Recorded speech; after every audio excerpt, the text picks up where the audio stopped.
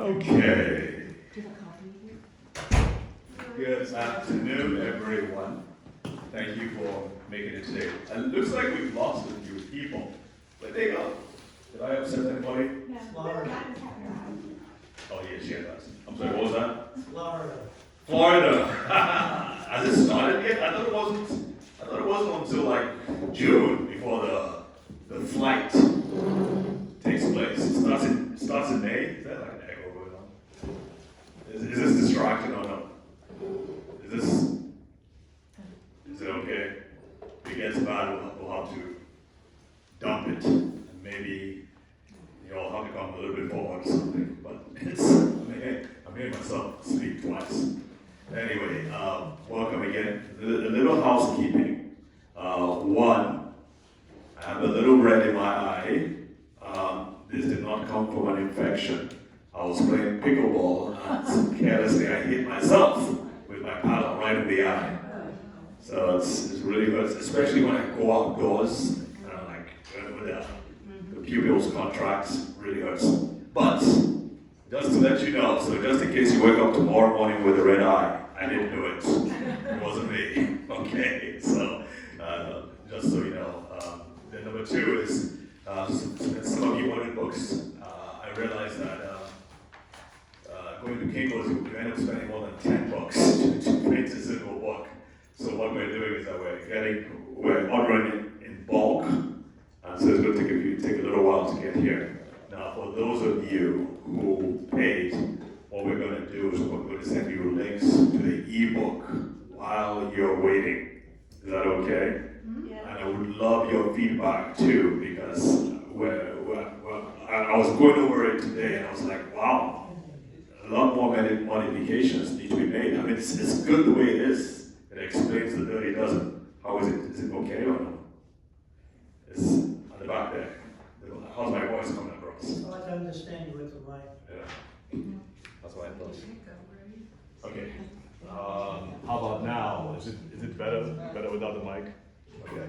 Yeah. Okay, we're back to square one then. Right. So, where was I? Do you remember? Yes. So we're going to send you all the links, those of you who have paid. By the way, I'm going to need you to write out your email addresses again, please. I'm sorry. I just couldn't read the writing. I thought, I'm like, surely these people are all doctors because they are writing terrible. People need to print. Right. Capital letters, please. Yes. Can we just do capital letters? Okay. Yeah. Capital letters so we can send them to you individually. Is that okay? Okay. Number three, I want to apologize. It got back to me that some of my jokes didn't go over well with some of you last week, and I deeply, sincerely apologize. I have told these jokes in other settings. It seemed to go over well, so I thought it was okay to use here, but I was wrong. So I apologize, and I ask you to forgive me. You're forgiven. Thank you. That's what I needed. All is forgiven. All is forgiven. All right, thank you. Okay, so we're going to get into it. I appreciate that. So let's get into it. As we said before, this is it's basically a 4-part series. And the last day we're going to do 2 at once. But last week, if you remember, we talked about how dementia really happens, and we talked about the whole energy problem in the brain. That dementia was primarily a problem of the brain not having enough energy to sustain its functions. And therefore it begins to cut back the way a business would begin to cut back if the revenues begin to drop. You all know what I'm talking about, right? I mean, big business, you probably some of you have run that before, big business before. The first thing to go when revenue drops, the private jet, right? You gotta get rid of the private jet and then maybe fly first class. The horror. You mean you're gonna have to be in a plane with other human beings? That's terrible. Anyway, so you all know what I'm talking about, right? So the brain begins to cut back in the areas that require the greatest energy, which happen to be the parts of the brain that are responsible for thinking, judgment, memory, short-term memory, working memory, all those things that make us most human, that put us head and shoulders and beyond above any other animal. Those are the parts, speech, those are the parts that that are lost. And again, it is the brain doing that work of pulling back. And I need you to understand that. That's why most of the approaches today, I'm sure they're coming up with new approaches to treating dementia.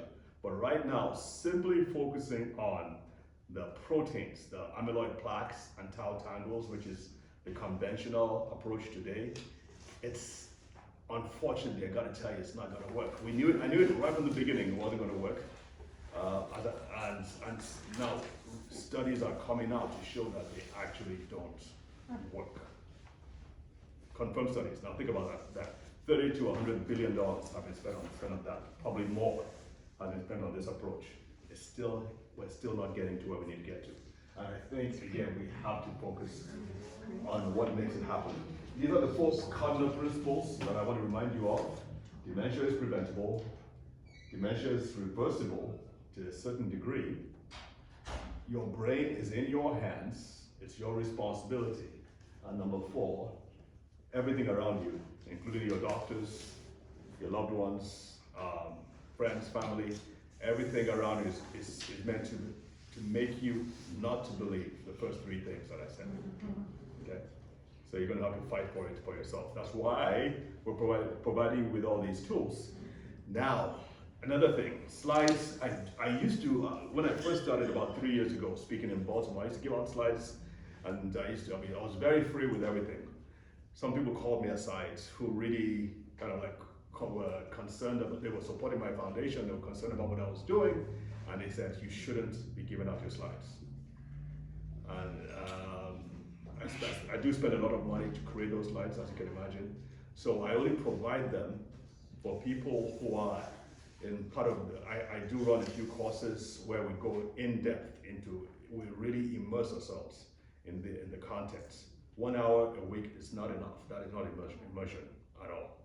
So we have separate classes that we treat these things, and I go individually. I work with people individually to help them come up with their own brain protection plan, and then if you need any information about that going forward, I'll let you have it. We have a library that people pay subscription to that has all the slides, all the books, everything that people just pay on a monthly basis. We can provide that for students today at a discounted rate. Usually it costs about $99 a month. We get it down to about $25. If you just want it for 1 month, we'll make that available for you. It's a discounted code just because you're a member of this class. This contains, like I said, it has videos, it has all these slides and things that you're looking at, just for those of you who want to learn more about it. Yes, ma'am. For number 1 on the board, wouldn't it be more appropriate to say some dementias are preventable? No. All dementias are preventable. All dementias are preventable. Even the genetic ones. Even the genetic ones. If you know what to do, you can prevent it. Now, obviously, it's a lot harder if the genetic, and that's very, very rare, like 5%. How about something like a urinary infection that was untreated for a long time? Can't something like that cause dementia? Yeah, but if you caught it and you treated it, that's preventing dementia, right? Well, I meant untreated things.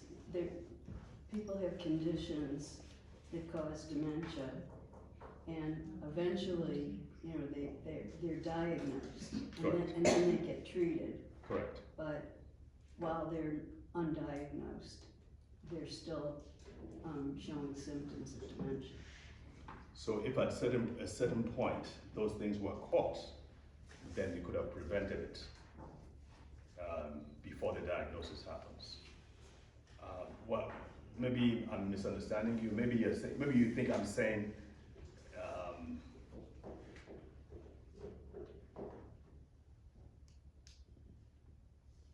I guess I'm surprised, even though I heard it last week. Yeah. I'm surprised that you're saying dementia is preventable You're saying all dementia Correct. are preventable? All dementias to varying extents are preventable. Some are genetically, have a very strong genetic component, like frontotemporal dementia, which happens in younger people. It is more genetic, but even at that, there are things that can be done. We just don't, they're just not in common practice today yet. But if a person has a genetic condition that makes them more prone to dementia, everybody knows who Chris Hemsworth is, right? The Thor is in the Avengers. Thor. The actor. He has been diagnosed with the 2 forms of dementia, which increases his risk of dementia by up to 15 times, not 15%. So he's doing, because he's a rich guy and has access to resources, he's doing all the things he needs to do to prevent it, even though it's genetic. Yes, ma'am? On TV recently, they mentioned that if you eat eggs daily, that could help you with decreasing dementia. Very true. Did you ever hear that? It helps. I don't think I've heard about it being a very strong factor, but it has some vital nutrients which help to protect the brain, including choline, which helps your brain, which your brain uses to make acetylcholine, which is the neurotransmitter responsible for memory. As a matter of fact, the most popular drug for dementia is called Aricept, and that it's based on that specific neurotransmitter. It helps to boost levels of neurotransmitters in the brain. Bottom line, eggs contain choline, which can help the brain with memory. And blueberries as well, things like that. And what now? And blueberries, is that something that you? Yeah, because it has antioxidants and anti-inflammatory, so it can help as well. In my experience, none of these really contain the amounts they need, because you've got to take large amounts on a daily basis to actually get the effects that you need. That's why I'm always in favor of supplements. You're in favor of supplements? Correct, because most times these foods simply don't have enough. Simply don't have enough. What supplements are you in favor of? Is there anything in particular? I mentioned vitamin D3 last week on K2, like a few others, but that's for another class next week. So right now we're talking about reducing the size, if you don't mind. All right. So like we said, our mission is to prevent this normal from becoming abnormal, and that is in your hands. You have the ability to do that, and the way we prevent dementia is by understanding how dementia happens. And this is the definition that I like the most from the Alzheimer's Association. It shows that changes, first of all, there's cell damage, and then the brain responds to the cell damage. This happens over years, it happens over decades. And this is the slide, everybody remembers this slide, this picture, right? Okay? So we talked about the Dementia's Dirty Dozen, which is at the top. That's the book that we're providing for you, which explains each of the 12 factors that can lead to dementia by damaging the brain. In the middle here is your brain's attempts to heal itself, to repair itself, to recover. When it fails, it now results in loss of energy, energy depletion, and eventually results in dementia. Okay? So, knowing that, I like to refer to this as the holy grail. Preventing and treating dementia depends on 3 things, or 4 things, I think. One, and this is what I do, as I mentioned to you before, I do treat dementia, and I've become quite successful at it. I'm not licensed here, so I'm not a doctor that you can come to, unless you sign waivers and all these different things that allow me to treat you without fear of being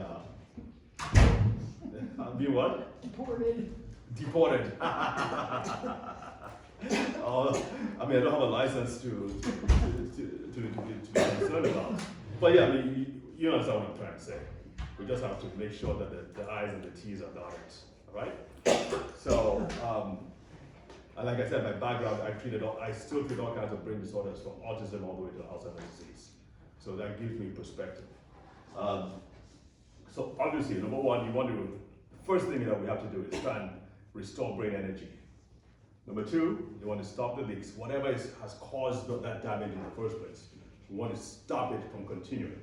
So whether that could be diabetes, could be high blood pressure, it could be stress, it could be exposure to certain toxins or medications. We'll get into that in a minute. All those things, we ought to identify where the insults are getting, where the insults are coming from, and then do something. Here, go ahead. This is just a sign-up sheet. Oh, this is for the ebook, right? Yeah. So in capital letters, please, your email address. Thank you. Then also we have to repair the damage, and then number 4, we got to help those brain cells communicate with each other again. Has everybody signed this? I'm sorry. Thank you. Has everybody signed? For the ebook? The ebook? Yes. Yes. Okay, you've written your email address, everybody email address. These are for those who have paid for it, and you want me to send you the ebook by email. All right. So that is how we do it. Now, back to our main class today. So we showed this picture last week. I like it because it kind of gives a pictorial view of what is at stake. Think of your brain as what is inside the fortress. All right, so the network, the neurons and all that, so then will be the people, the community, the population, the citizens of the kingdom. They're doing whatever they do, whether it's trading, buying and selling, reproducing, paying taxes and everything. That's what happens within the kingdom. Now, the walls, and if you look closely, you might see some soldiers on the walls. I can't see them, but again, I'm assuming they're there. So they surround the kingdom to protect against attacks from outside. You have the moats, the drawbridge, and all this, everything is geared to protect the brain. In the same way, the brain, there are several structures and mechanisms in place, both in the skull and around the body, that help to protect the brain from damage. Next week, we'll probably be talking about those structures. But this week, we're talking about what happened, where the attacks are coming from, and what we can do to minimize them. And this is another picture. Dementia happens because the attacks which are in red are greater than the protections. And if you remember last week, I mentioned how I came up with this whole framework. I first started speaking to the Black community. I volunteered with the Alzheimer's Association, and I was primarily focused on the Black community because I saw that we had it twice as bad, and I didn't see much by way of education being directed specifically to the African American community. And I believe we cannot do a cookie cutter approach. Women must be spoken to based on their own context. Men must be spoken to based on their own context. Military people, officers, police officers, everybody has their own set of risk factors that make them more prone to dementia than others. So we need to be aware of those things. Anyway, so I was speaking to the Black community, and I think the more I spoke, the more feedback I got, and 3 things that stood out to me. 1, we had higher rates of cardiovascular disease, basically hypertension and diabetes. Those are 2 extremely big factors when it comes to dementia. Then number 2, I saw that we were not having, either through our diet or our lifestyles, we were not having enough of the nutrients that we needed to protect our brains. And the thing that stood out to me the most was vitamin D. As Blacks, we are much more deficient in vitamin D, primarily because our melanin concentrations are higher than yours, melanin concentration. And that blocks out the rays of the sun that we need to make vitamin D. And vitamin D is extremely important to protect and nourish the brain. So we had greater attacks in that sense. What we needed to protect ourselves was lower. And then number 3, which was another one, was that once we started having problems, and I noticed this in Nigeria. Nigeria has the most number of Black people on the planet. I noticed this here as well. Once things started falling apart, once memory was affected, once cognition was affected, we were not quick to go and receive medical care. And then there could be different reasons for that, whether social injustice or lack of access or lack of availability, whatever the reason was, we were not reaching for help. And so I realized that those are 3 things that can lead someone to dementia. But then I took a step back And I realized that these three things apply to everyone, not just black people. And yes, there is different applications which we'll get into, but everyone, before someone ends up with dementia, those three things must happen. Greater attacks, fewer or weaker defenses, and then number three, intervention was not had at the time it needed to be had. The doctor did not intervene, which is what she was talking about, that maybe they had this urinary tract infection that wasn't treated. Well, that was intervention. That would have prevented dementia, maybe. So those are the three things that we have to keep in mind all the time. Float like a butterfly, sting like a bee. The hands can't hit, or the eyes cannot see. Who said that? Clint. Who? Muhammad Ali. Somebody, you said Claude?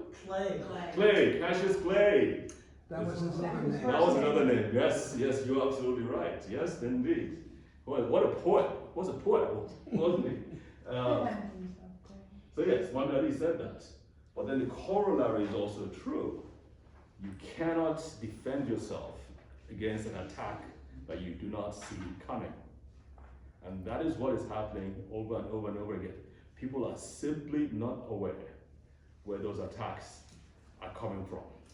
And so each day they live their lives the way their parents and grandparents did, without being aware of these threats, shall we say, to their brains. Okay? What you want to do? Well, 5 things. You avoid it completely if you know how to avoid it. If you know it's there, if that's possible. Now, if you live in a home with toxins and you can't afford to buy another home, then we got to know how to minimize it. You can avoid it completely. And there are some things in the atmosphere too. You go out, you're going out into the sunshine. There are toxins in the atmosphere as well. So in other words, you've got to reduce your exposure. Then of course you can mitigate. Okay, you can't escape it, but you can say, well, I'm going to do certain things to reduce the impact of these things. For instance, I'm going to give you an example. If you're a smoker and you can't, for any reasons, you've tried, it's just not working, you can't stop smoking, right? One thing that you can do, smoking it deprives the body of vitamin C. Vitamin C is extremely important, especially in the lungs, to protect against things like lung cancer, okay? And the smoking robs the body of vitamin C to a very large extent. Vitamin C is also important to the brain. So, if you cannot stop smoking, what should you be doing? Smoke less. You gotta be taking vitamin C if you can't smoke less either, right? So, I'm not giving you a license. I'm not saying this is a license to keep on with a bad habit, but life is life. It is what it is. So you need to know what to do to cushion the effects of these damage. And then of course, replenish, which is what vitamin C also can do, and then repair. Now there are nutrients too that can help your brain repair itself. Again, this is an area that I, shall we say, specialize in. All right, let's start by recognizing the attacks. Where are they coming from? I divided it into two categories. Those that come from the outside, which we take into our bodies or which affect our bodies, and then those that are generated from within the body. Many times as a result of normal metabolic processes that maybe were not effective enough. But the more common ones are the ones from without. So I have a list of them here. Obviously we're not going to go into them, but this kind of like covers most of the toxins that your body is going to be affected by. We'll probably lean more into medications because yes, they are a factor, especially in older people, because your detoxification mechanisms are not as effective as they were when you were like 25, for example. And so certain toxins tend to accumulate in the body and can affect the brain. Infections, COVID-19 was a big one like we mentioned last week. All right, so let's move on from that. Bit of a delay, I can see. I need some water. So,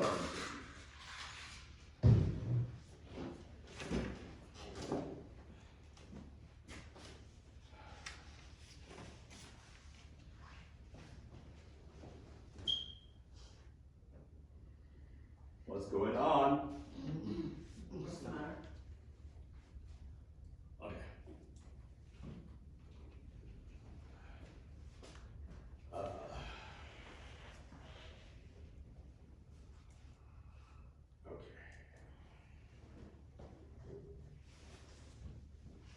Type something in.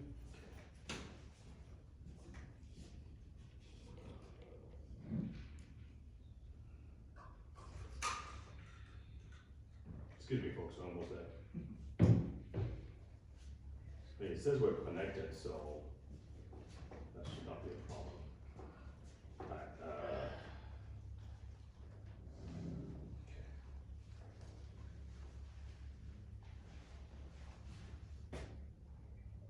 must be a network problem, but looks like it's loading.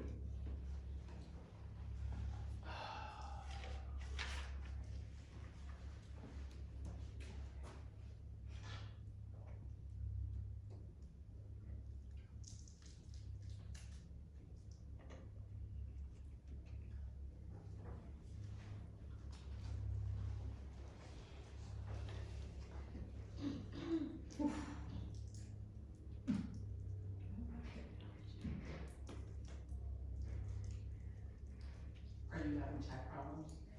I think so. It's, yeah, I might need some help with this. Okay, I'm calling our tech supervisor. It said the connection is strong. David, try double click on this thing. Double click on like this. Yeah, No, double, triple. wasn't, quadruple. okay, didn't work. Didn't work. Are you not gonna be able to? He's having tech problems.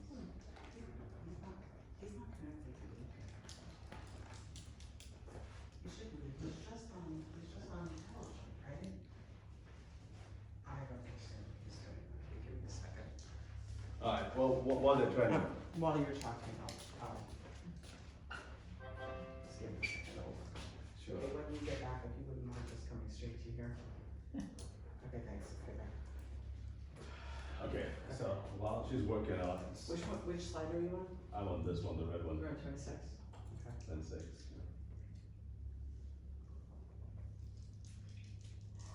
Alright, so while they're working on it, I highlighted about 5 things that I'm concerned about. Everybody remember this slide? This slide shows, it's really small. This slide shows the decline in brain energy over time. So by the time you get to be 100, okay, that's.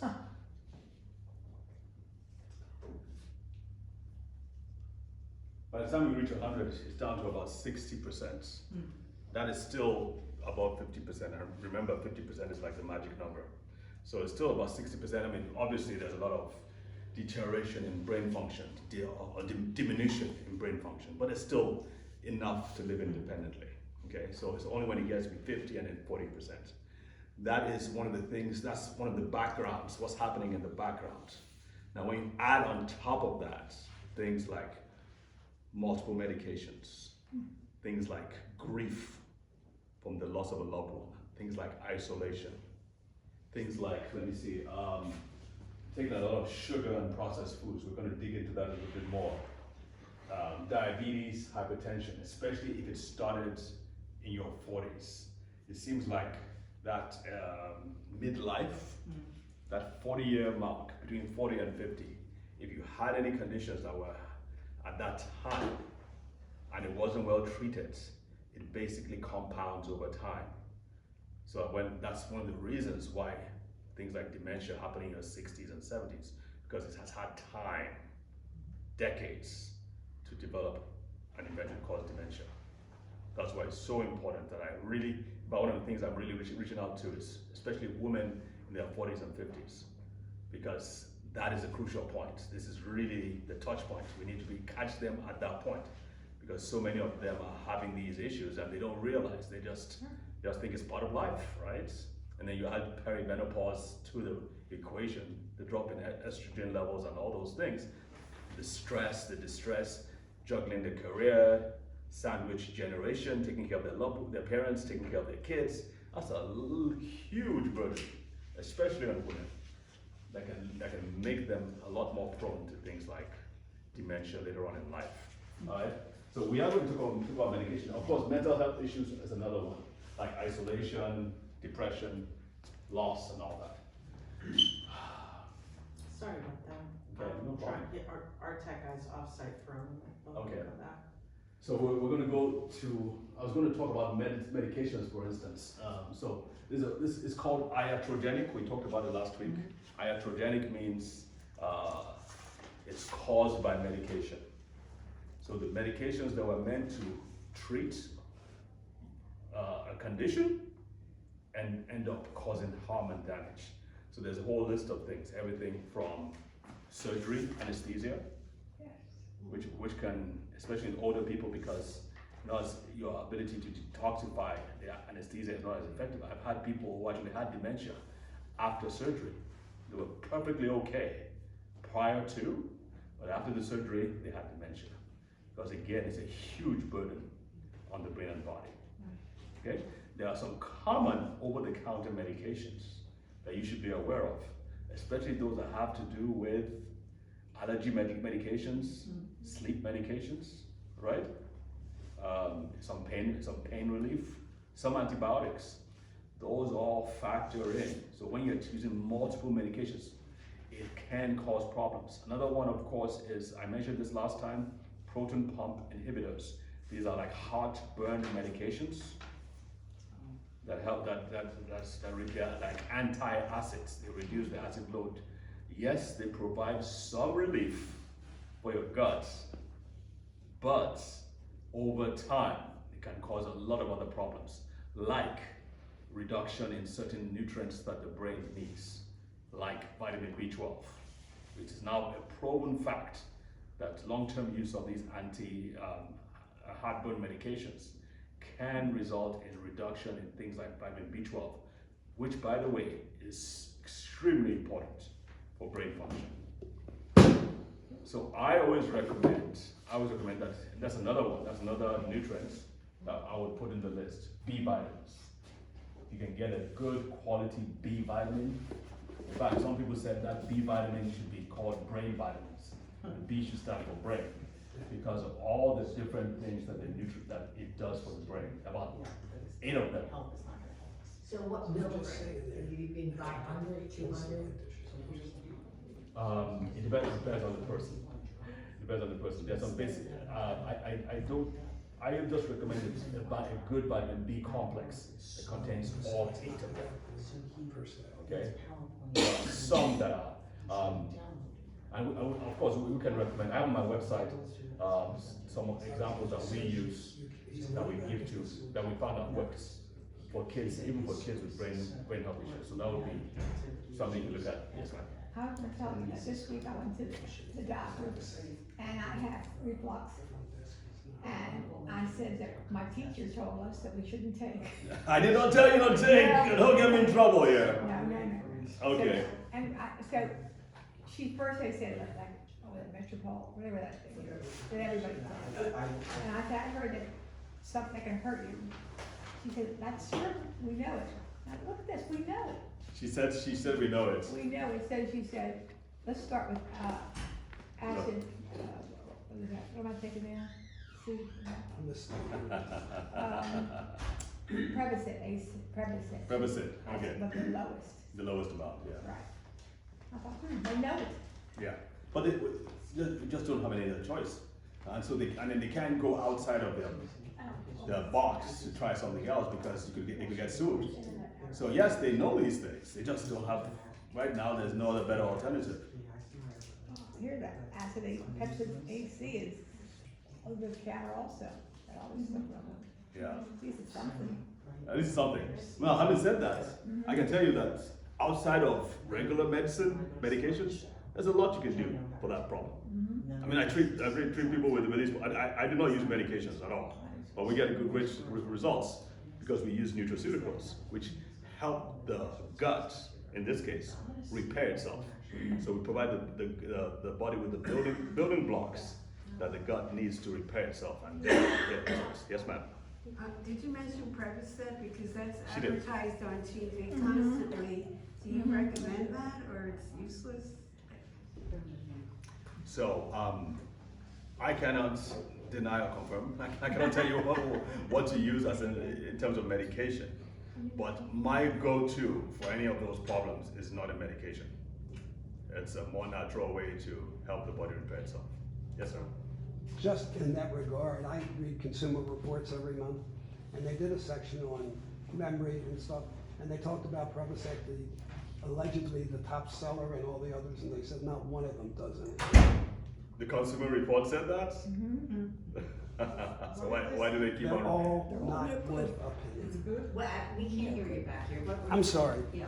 It talked about all the different medications like Prevacid, and you name it, there's dozens of them. By the way, they claim to be the top seller. They've just been, I guess, required to stop saying that, or stop saying whatever it is, something they said in the ad, they can't say anymore. But the overall, let's say, finding was that not one of them does any good. I wonder what's in it. What are they putting in it that they think is making it? I wonder. The one that has the ad that says they get it from jellyfish or something, remember you've seen the ad? Whatever that substance is, apparently, I don't know, maybe 1 in a million gets a benefit out of it, but I've tried stuff like that, it doesn't make any difference. Yeah, I tried. I asked my doctor, and well, here's one here, but I can't remember the name of the restaurant I went to last Thursday. I said, am I getting Alzheimer's? She said, normal aging. It's normal aging. And some of us are over 50 in this room. Right.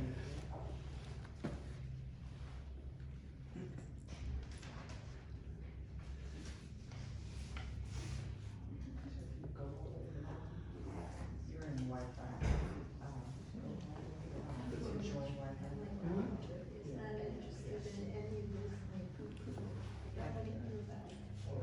He introduced pharmaceutical companies, because no, they want to do money.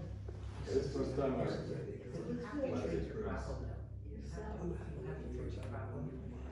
This is coming up, future problem, then you're gonna get worse. cancel that and let's see. Yeah, to your doctor. And it's just recently. Alright, so I'm gonna talk about sugar. While we're still waiting, it's a problem with the network, the Wi-Fi is a little down, so that's what's going on. But I want to talk about sugar. I know I'm stepping on toes here, but I gotta tell you, this is so important. You may think that it's just about taking extra cubes of sugar, but it's not that. Sugar is hitting in so many different ways, in so many different foods. I have this picture of a teaspoon. Does anybody know why? Why is that a teaspoon? The picture is, yes ma'am? I think I know, because our body has like a teaspoon of sugar already in it, is that? Close. Close. Anybody else? That should be your total consumption for a day. No, you would die if you did that. That's what I meant. Anybody else? Basically, that is the amount of sugar in your blood that your body is most comfortable with. Oh, I have no idea. Okay, so think about this. A Big Mac would have like, I don't know, 12, 13 teaspoons. What's this? Diet soda, What size? large. This is large. This large would probably be, I mean, okay, fine. The cubes, the ice cubes kind of take half of the space, so it's not all sugar. But probably it's another like 12 teaspoons, right? So what happens when you eat a meal that has a lot of sugar in it? Your body fights over the next few hours to bring it down to what size? A teaspoon. That is what is healthy for your body. So what happens when you keep on pile driving all these different meals into your body that contain a lot of sugar, eventually you exhaust the pancreas and you exhaust the body's ability to cope, and eventually it starts, the levels of sugar begin to rise. And it's not just levels of sugar, it's the levels of other hormones like insulin. Everybody knows about what insulin, right? Okay, so eventually the body is not insulin is the hormone that opens the door for glucose to get into the cell. So the cell can now utilize glucose. So it's like a lock and a key. Insulin is like the key that opens the lock for sugar to get in. If the key does not work, the sugar remains outside the cell and in the bloodstream and begins to build up in the bloodstream. The cell starves of glucose. So insulin again is the key that allows glucose to get into the cell. What happens over time, and even with age really, what happens over time is that many of our cells do not respond to that key as well.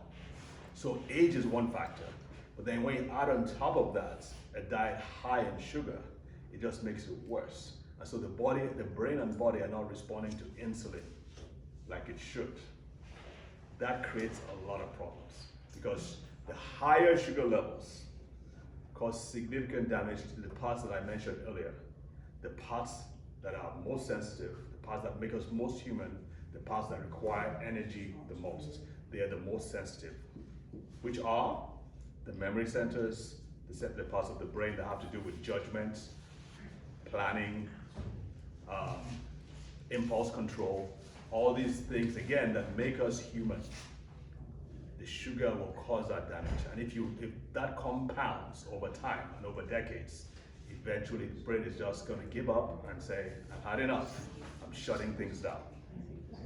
So sugar is one of those really that I'm surprised dementia doctors and neurologists are not talking about it like they should.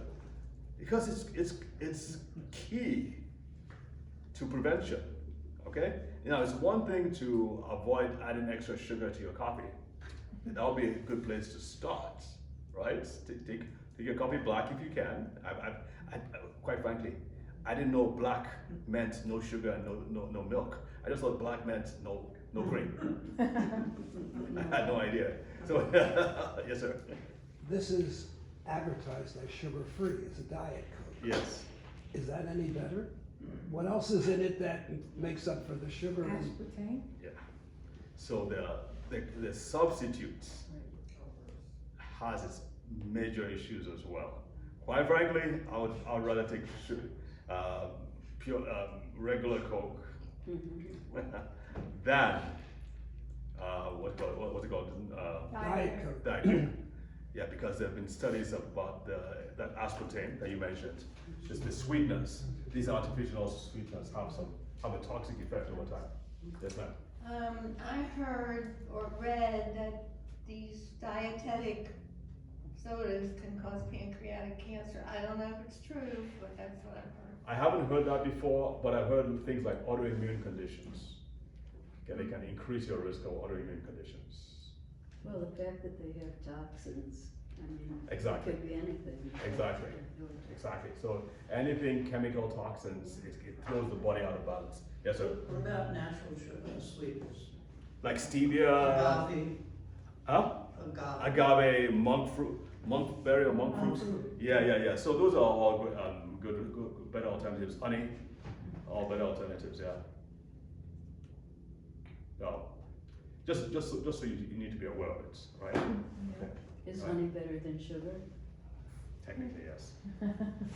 Yeah. All right. So. We're working on Oh, good. We some progress. Good. So medications. What else are we? Okay. The other thing I want to talk about with regards to medications, your doctors probably are not talking to themselves, to each other. So you have to go to your cardiologist, a whole bunch of drugs. You go to your nutritionist. Oh, well, they don't give you drugs today. Well, they might give you a diet plan. Or you go to your nephrologist or your osteoporosis doctor, whatever. And they'll give you a whole bunch of different drugs. Or your sleep doctor, you go to your sleep doctor, they give you sleep meds, and then you come back home with a whole bucket full of medications. And you're supposed to take them like a good patient that you are. You're supposed to follow the instructions. Meanwhile, these other doctors do not know that this other doctor is giving you all these other medications. Sometimes the pharmacist catches these things, and they're able to now call the doctors and say, hey, these two drugs are probably not good together. But that's, everybody's busy, right? So that's probably the exception rather than the rule. So, and next week we'll probably be talking more about what you can do to, in spite of all these different factors, what we can control is what we put in our bodies, right? The nutrients that can help strengthen your defenses, help to detoxify. There are certain, you won't believe this, but there are things that you can take that will, they're natural products that will trap toxins, including heavy metals and chemicals that your body does not like, and get them, you can just pee them out. I discovered that when I started treating kids with autism. Kids with autism have a lot of toxins, especially in their guts. People have no idea. They have a lot of toxins, and so we found out that and one of the problems they have a lot of toxins is because their liver is not able to detoxify those toxins as well as the average kid can, for whatever reason. So what we did is that we helped them detoxify those toxins, and amazing things. Some of them started speaking better, some of them lost, they were no longer as hyperactive or inattentive as they were before. So there's a lot that can be done. The body is, here's what I found out. The body is, it knows what to do. It knows how to fix itself. It just lacks the resources, the tools, the raw materials it needs to do that. Once you give it to your body, once you give your body those resources, I mean, it fixes itself just like that. It doesn't take months, it takes weeks sometimes, days sometimes. I had this patient in the UK, I'm giving this example. This patient in the UK, already really advanced dementia, and his wife, so they found out about us found out about me, so she reached out to me, and then we kind of figured out what we needed to do. I kind of like went over his medical records, understood the situation, so we bought a whole bunch of nutrients and we shipped them over to the UK. Now, prior to when and I gave her instructions on how to use them, so we started very small and then we build over time.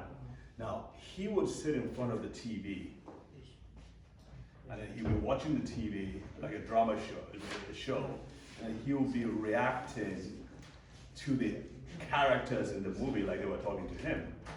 Have you heard that before? Okay. So he would be fighting and arguing as if they were talking, as if he was a part of the show. It was very distressing, as you can imagine.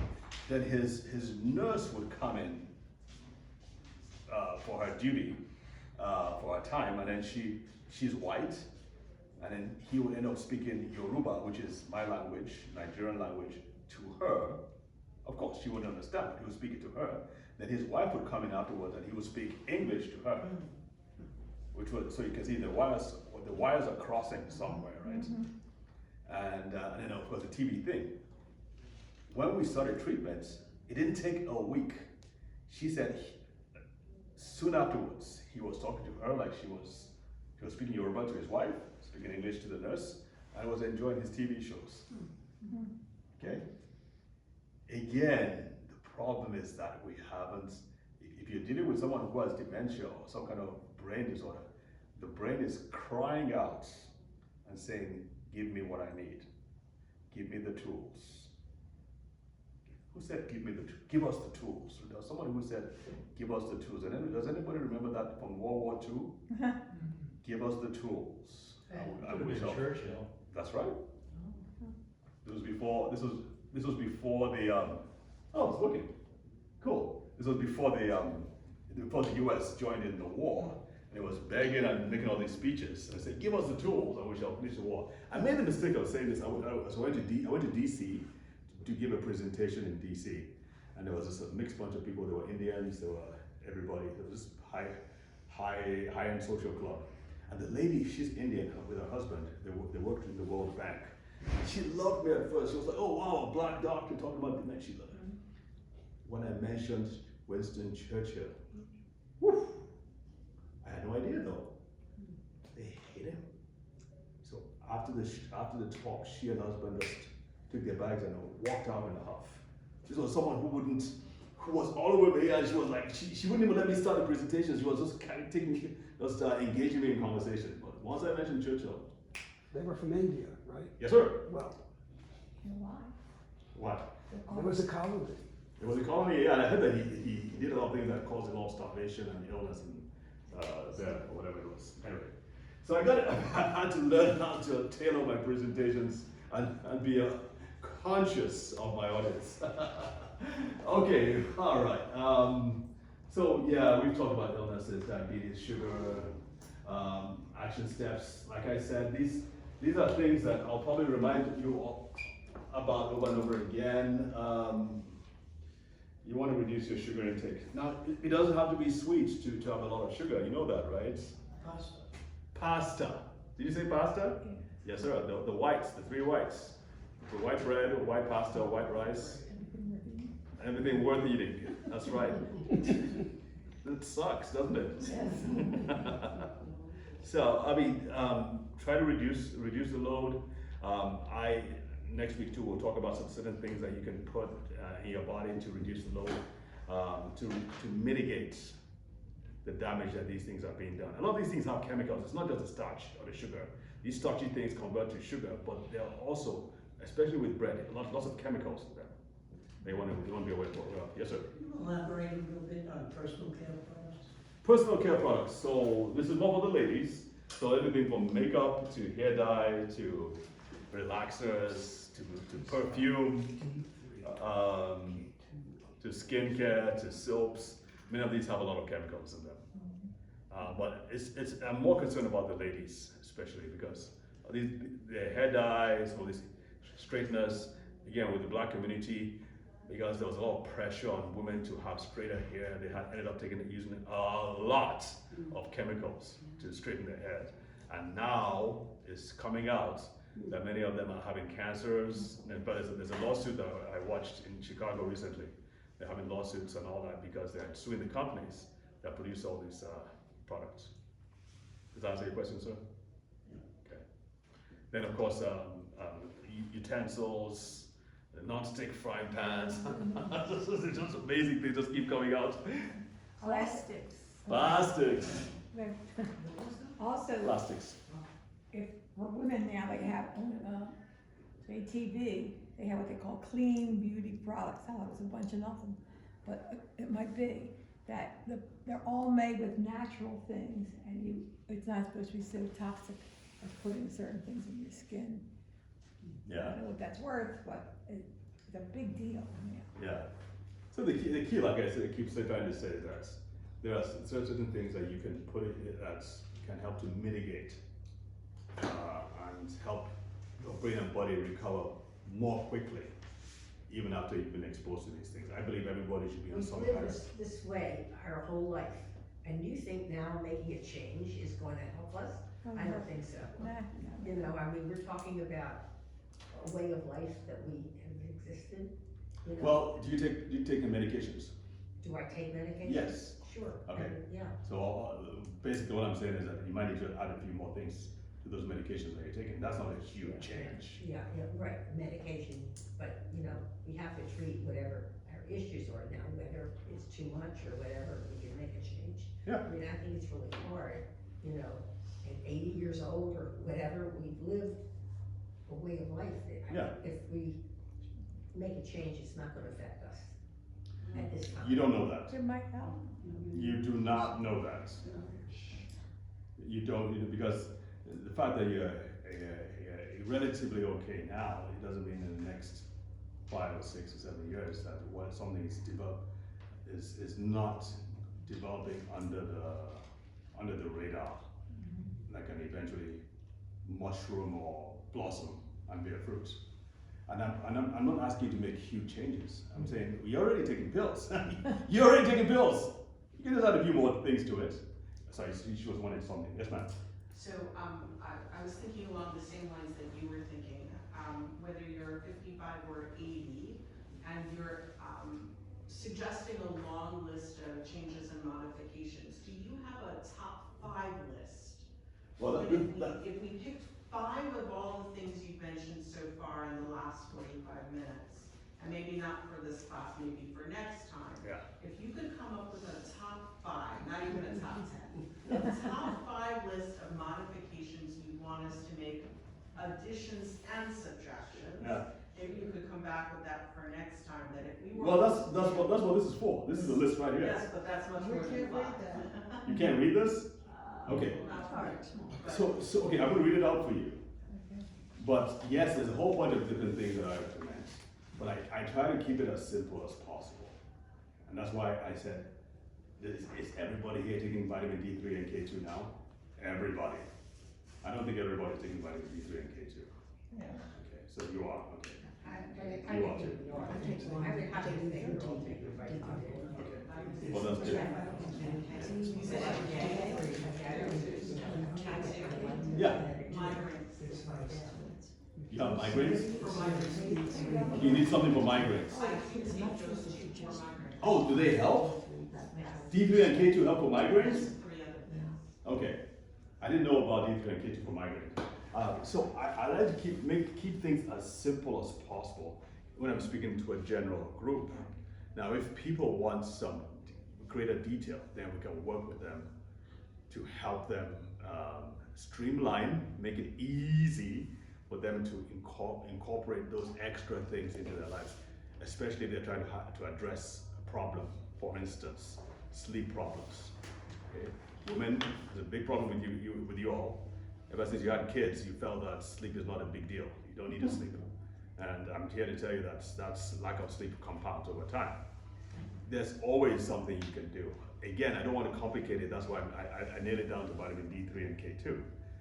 If we do need to build upon that, yeah, probably then 2 weeks from now, we shall go into a few more things. But if your body needs something, your body needs something. It's going. Clarification? Yeah. Are you saying B is in boy or D is in dog? D3, as in dog. Thank you. Yeah, sure. So, if there's something that's, if you're okay the way you are, that's fine. But if there are certain things that you want us to address, or that you would like to see better, like for instance, sleep, improve your sleep, then there's certainly something you can do about it. Yes, sir. Is supplement number 6 up there, which is vitamin D3, 2,000 milligrams, right? Well, It's in red. It's an international. The fact that it's in red, Yeah. could you say that if you did nothing else, at least do that? That's the point. That's the whole point there. That if you take nothing away from this class, take your D3 and K2. Is that going to be in the book? Yes, I think. I'll look at it again. Well, Do me a favor, just read each of those, they're really tiny. yes. Oh, what happened? There you go. What is happening? Oh, there it is. There it is. Okay. It came back. Can you enlarge it? You can, but I don't. can. Yeah, there it Okay, is. very good. Can you see it now? Yes. Okay, good. Thank you. Sure. Well, are you using the what? Okay. Is there anything here that you want me to address? Is there anything here you want me to address? Can't see it. Can't see it yet? Okay. So, number 1, all-out war against sugar. I know I'm being melodramatic here, but you get the picture. You want to increase protein. Seniors are deficient in protein, high-quality protein. You need protein to repair your muscles. You need protein for your immune system, and you need protein for your brain. You want to make sure that you're sleeping at least 6 to 7 hours of uninterrupted sleep. Uninterrupted sleep. Look at all of us, none of us sleep that uninterrupted. Yeah. Well, it doesn't mean it's not possible though. And it is possible without medications too. I mean, we can. Cut out the bathroom breaks that wake you up at night. That's the thing that wakes me up. That's the thing that wakes you up. There's a solution. There's a solution for that too. But yeah, everything is possible, quite frankly.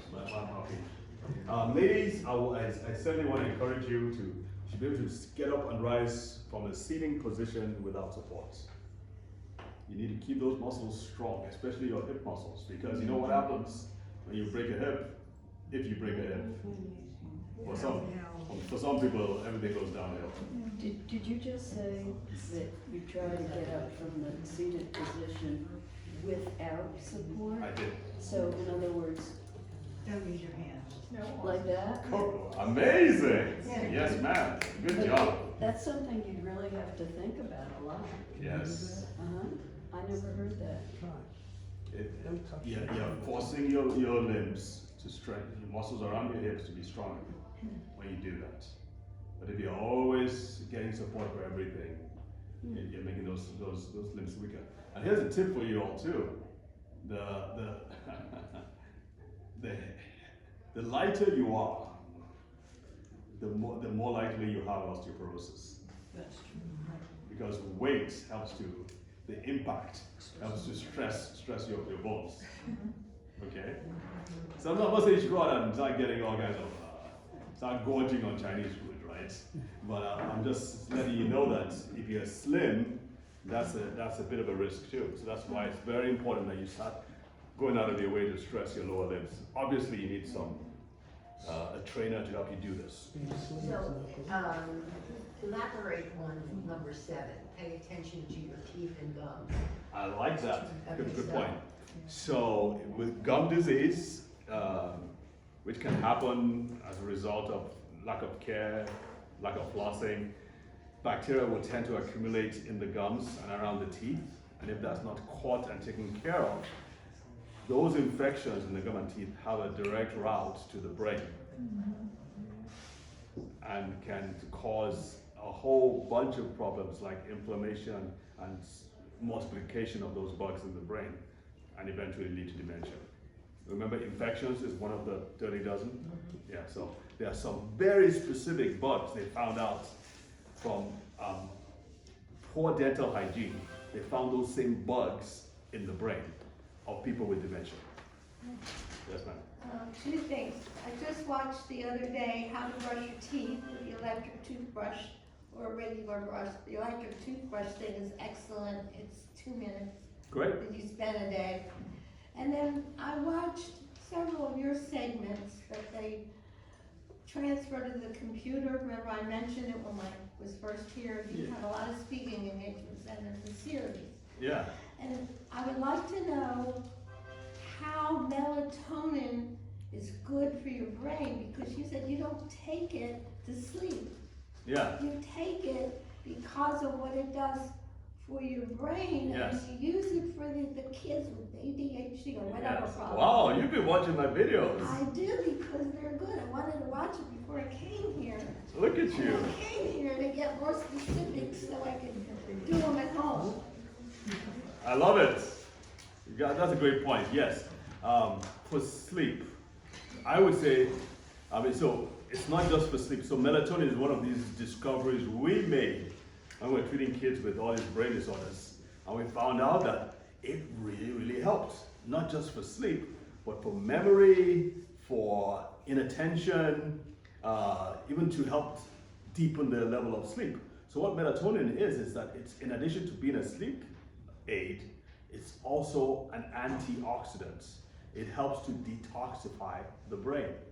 So I take, and I'm not saying you should take this now, but I take about 40 milligrams of melatonin at night. 40. The recommended dose is about 3 to 5. Okay? That does nothing for me. Last night I took 20. You took 10. Okay. I mean, I don't know what kind of brand you're taking, but the one I take has L-theanine in it. And I get it from Amazon. And it works. Sorry, I was, not without your doctor's recommendation, please. Yes. Yes. Yes. Yes. So thank you for mentioning that. So I'm just saying what I take for myself. The recommendation, the doctor would not recommend anything more than 3 milligrams or 5 milligrams. That's just true. What level do you do? 200? I think 40. 40. There are other doctors who take as much as 1,000.